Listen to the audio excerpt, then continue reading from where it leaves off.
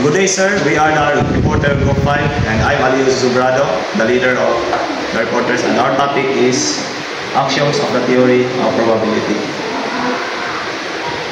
So, introduction. So, probability theory helps us measure uncertainty. It is used in mathematics, statistics, science, and real-life decision making. So, the theory is built on three fundamental actions proposed by Andrew Kolmogorov in 1933. So, the three parts of action. The first part is non-negativity. My name is J.D. Faunelian, and this is my report. It's all about non-negativity. For any event A, probability A greater than equal to 0. This means that the probability of any event cannot be negative. Example, the chance of picking a green marble from a bag is 0.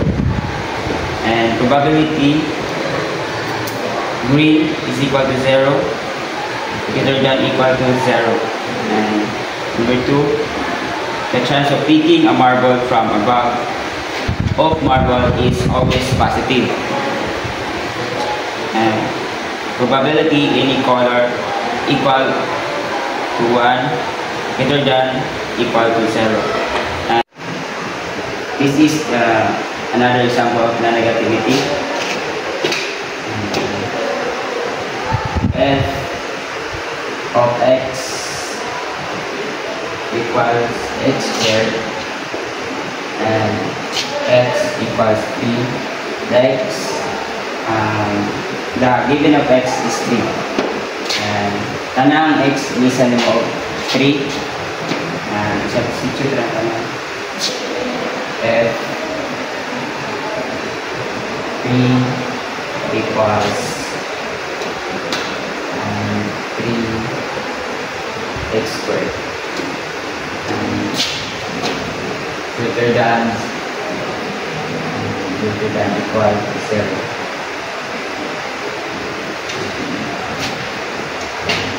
Plus times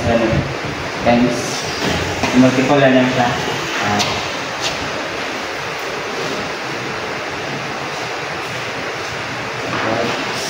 Fx f3 plus 3 times 3 okay, 3x squared man, so naman siya 9 greater than equal to 0.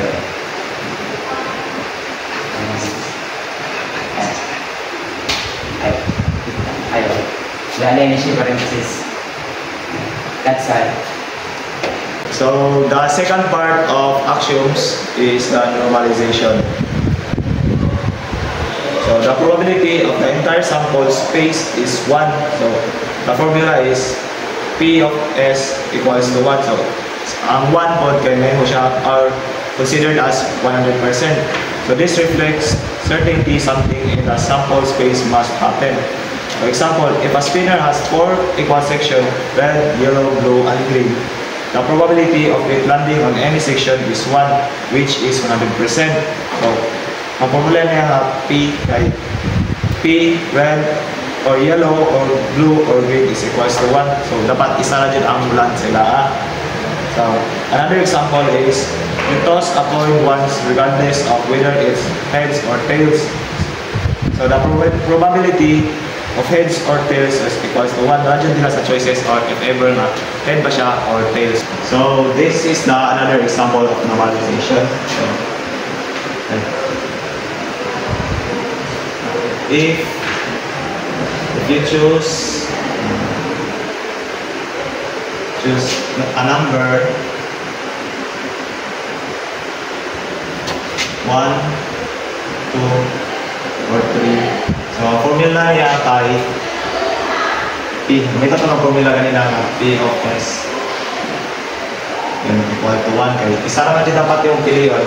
So, mayroon siyang P 1 or 2 or 3. So, dapat isa na din yung pilihan. Bawal makapili o dagan. So, let's proceed to the normalization. Here's a question. Why can it be any other number like 2 or more than or less than 1? So this is the answer.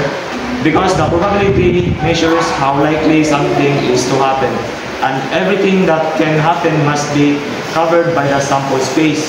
If the total was more than 1 or less than 1, it would mean something very strong. Either you are double counting or missing outcomes. So it means na 1 na dyan ang answer niya. Ang iyang answer dyan is 100%. Para ganyan siya. My name is JV Di Castro, and this is the last part of axioms additivity.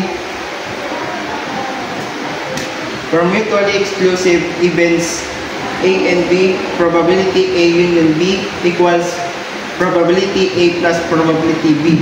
If two events cannot happen at the same time, the probability of either happening it is the sum of the other. The probability of either happening is the sum of their individual probability. Example 1. If there are 3 apples and 2 oranges in a basket, what is the probability of picking an apple or an orange? Even A picking an apple, 3 apples. Even B picking an orange, 2 orange.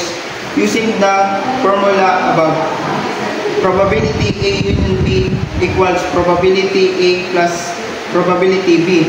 The probability 3 union 2 equals probability 3 plus probability 2 equals 5. Dito siya kinuha sa, yung probability A, dito siya kinuha sa even A, kaya po siya naging 3. And yung probability ng B is 2, kasi dito siya kinuha sa orange, and kaya siya naging 5.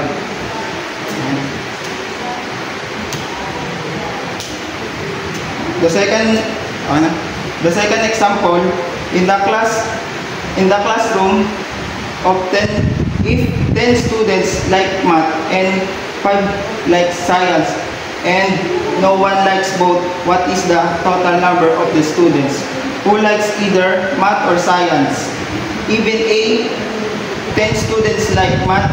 Even B, 5 students like science. Using the formula above, probability 10 union 5 equals probability 10 plus probability 5 equals 15 student. Kung ano yung example nung una, ganun din po yung ginawa niya sa pangalawa. Kinuha lang din po yung even A sa probability 1, tapos yung probability 2 itong given na 5. Tapos kaya po siya naging 15. And this is the another example of additivity.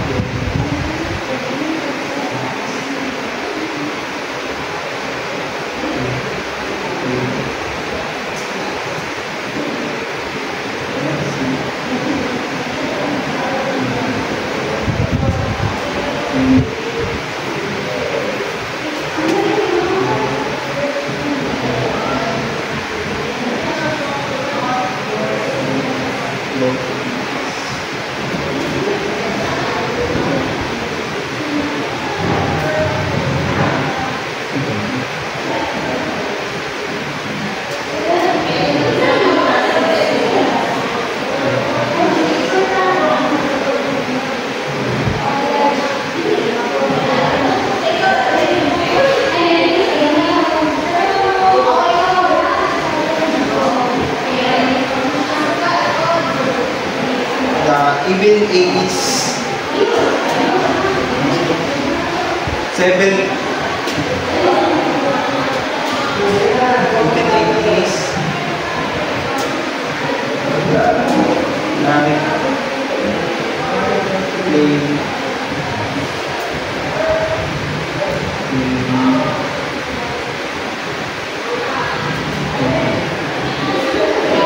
And even B is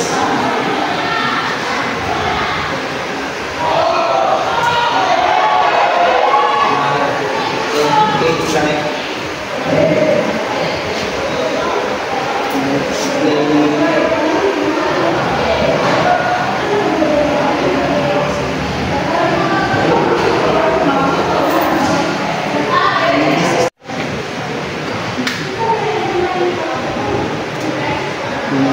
Seven, 8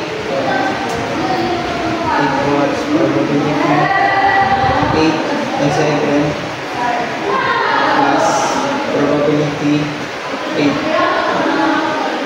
and equals 15 max. Okay.